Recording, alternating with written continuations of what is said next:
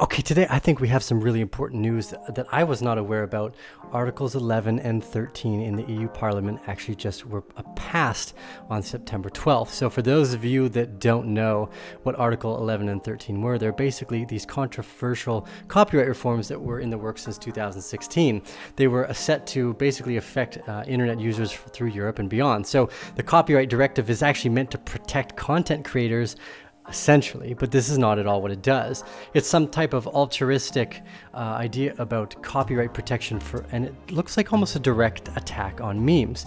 So its critics, obviously, including the internet pioneers, some of the tech giants like Google and Facebook, Apple, all started to speak out, and that's how I heard about it. I actually ran into Philip DeFranco's video today. So for those of you that aren't familiar with Philip DeFranco, you should definitely check him out. I'm going to show you what he had to say about it today because it was just passed the other day, and they still have a few more layers of reform to go through here, so there is time. But these are really, I think, some of the conversations that we need to be having, because decentralizing media needs a free internet. So Philip DeFranco, shout out to this guy. Let's take a look here what he has to say.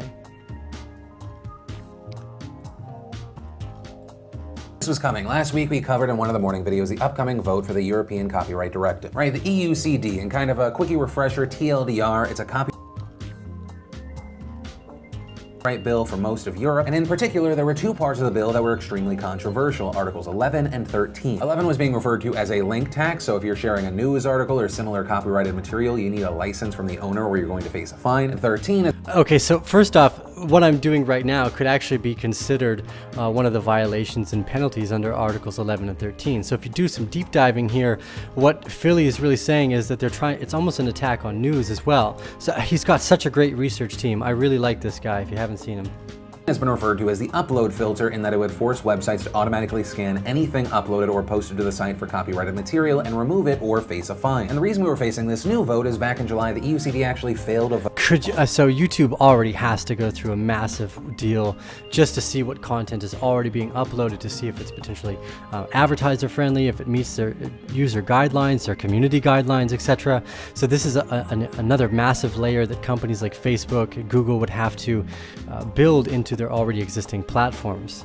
Vote after there was a huge push from voters to contact their representatives and demand them to reject the bill. But because of how the EU works, the bill wasn't actually killed and instead faced a waiting period while amendments to the bill were proposed and submitted. And so today it faced another vote where members voted on individual amendments to the bill until a final version was agreed upon. And after hundreds of amendments were reviewed, two amendments, one for Article 11 and one for Article 13, were agreed upon. And this new EUCD text was approved with 438 in favor, 226 against, and 39 abstentions. Okay, so let's dive into that a little bit further. So basically, as they voted it through today, it was an overwhelming majority, whereas the last time there was so much public pushback that it didn't get voted through. So basically here, I liked this quote, is Axel Voss, the German politician and a member of the European Parliament who led the initiatives of Article 11 and 13, said, "For the job we have done together, he's thanked everyone. But this is a good sign for the creative industries." But they're entirely disconnected from what seems to be the open internet. Now, the ability to use memes of some of the great YouTubers, like for instance, here's PEWDIEPIE about 2-3 months ago talking about this before it got voted through. I actually got a copy from my lawyer. It came through my lawyer, sorry. It came through mail to my company because I used one of those rage memes. Apparently one of the person that made the rage meme was trying to cash in on it. And I think it was asking for less money than it would have cost for my lawyer. So we just said, welcome. Okay, so this is some of the lead up to why this can be dangerous. If you've ever watched PewDiePie's stuff, or actually almost the majority of YouTubers, what we're doing is offering opinion on the news itself. And I think one of the reasons people are attracted to YouTube as a platform in general is because, you know, when you show up at Arcane Bear, Philip DeFranco, PewDiePie, or any of these different I'm going to call them news outlets, you're getting an unbiased opinion because it's that person's opinion, and that's how they're unbiased. They in fact have all their biases, but we know that they're sharing with us their truth, and that's a very valuable aspect to what this YouTube platform has really provided for everyone. Is one of the things I'm grateful for. This is actually very difficult to do, to try to reach out and communicate and collaborate and inform other people about what's going on. And this is one of those topics that I think more people need to know why and how they can make change, because There's a bunch more of these that are going through in the next few months. So specifically, people in the European Unions need to take a look at this. So there's a map that they had set up here too for Save Your Internet. And you see companies that are, corporations, countries? Yeah, that's what we're trying to say.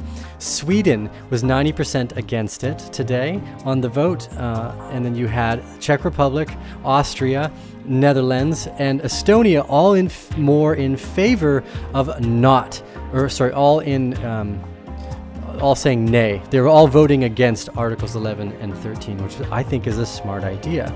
Whereas you see countries like France, let's see, there's a few other ones, Italy, Spain. We know that a lot of these countries are going through economic swings right now where the governments are actually looking to control more of the media. And that's one of the difficult parts here, is because the memes often end up being some random meme like Donald Trump fighting someone in CNN saying fake news. And that's what they're trying to control. And memes, I think, are one of the greatest invention of the abstract intellectual dark web, because they move information very quickly in very small bursts. And that's something that long form content doesn't do. Like, you need a great attention span to listen to 3 hours of content and really enjoy it. You also need great speakers, people that are willing to risk controversy to traverse down the untrodden paths, and that's getting rarer and rarer. So this is what we're doing. We're practicing this right now. For anyone that's living in the EU, keep an eye on these articles 11 and 13. They will be doing more votes on it. I'm going to leave links below for saveyourinternet.eu as well, so you guys can stay up to date and help sign some of these petitions to get the governments in the EU to because this could very quickly spread to other countries, because it will inevitably affect us all, right? Once precedent is set, other countries seem to follow suit. So let's make sure we keep the internet open and free to share all memes and all the crazy short bits of content that might be cut and used. I think it's sampling like DJs back in the day. You have to let artists kind of snip it and curtail these ideas, and that the more of them are, the better, because that means there's more people online that we can listen to. And for better or for worse, I think the more arguments or cases made for each side that we have, the better, because it offers people the opportunity to think critically for themselves, do their research, and hopefully come to their own conclusion. So this is Tio with the Arcane Bear. Remember to give us those thumbs up if you like this content. If you're new to the Bear family, please hit that subscribe button as well, and that little bell, so that when we go live or post videos, you guys will be notified. We go over a wide range of topics, through being an entrepreneurial spirit to the health and wealth aspects of living, and how to, I guess, the Bitcoin and blockchain space, which is our favorite because of the true aspects of decentralization that have really driven us to start Arcane Bear in the first place. We're signing off for the rest of the day. We hope you guys like this content. Even if you don't, thumbs up, thumbs down. We appreciate the support. We'll see you guys on the other side. Bam.